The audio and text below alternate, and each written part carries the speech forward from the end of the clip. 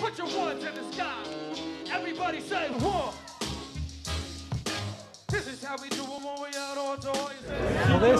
یہ وہ جگہ ہے جہاں سے ہم اپنے mid term blues road trip کا آغاز کرتے ہیں۔ اس سفر میں امریکہ کے ان علاقوں میں جائیں گے جو موسیقی کے ورثے سے مالا مال ہیں۔ ہم آغاز سینٹ لوئس سے کر رہے ہیں جہاں مقامی افراد کے بقول ہپ ہاپ مزاحمت جاری ہے۔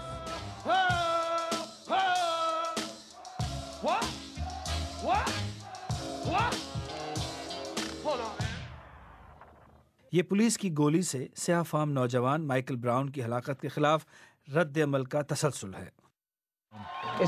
یہ شرم کی بات ہے کہ ہمیں اتنی سادہ اور آسان بات کہنی پڑ رہی ہے کہ سیاہ فام زندگی معنی رکھتی ہے، ہر کسی کی زندگی معنی رکھتی ہے، لیکن سفید فام والدین کو اپنے بچوں کو سڑک پر پولیس کی گولی کا نشانہ بنتے نہیں دیکھنا پڑ رہا۔ گزشتہ چند دنوں میں ہونے والے احتجاج میں بعض افریقی نژاد امریکی نوجوانوں کو جھنڈا نظر آتش کرتے دیکھا گیا ہے۔ کیا آپ اس احساس کو سمجھتے ہیں؟ ایک سیاہ فام شخص جھنڈا جلاتا ہے کہ شاید وہ خود کو اس ملک کا حصہ نہیں سمجھتا۔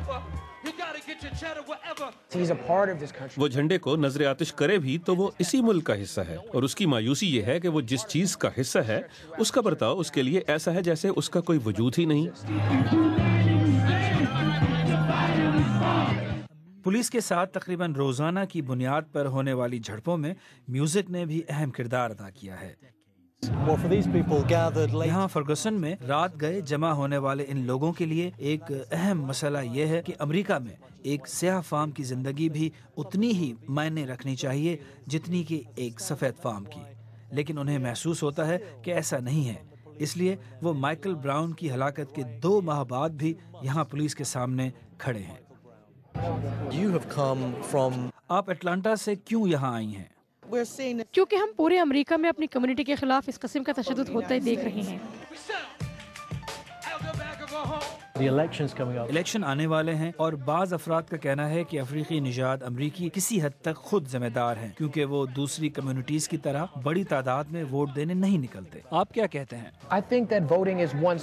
ووٹنگ ایک حل ہے، لیکن یہ سوچنا غلط ہوگا کہ ووٹ آپ کے سارے مسائل حل کر دے گا۔ ہمارے صدر ایک سیاہ فام لبرل شخص ہیں، لیکن اس سے یہ حقیقت نہیں بدل جاتی کہ مائیکل براؤن کو سڑک پر قتل کر دیا گیا تھا۔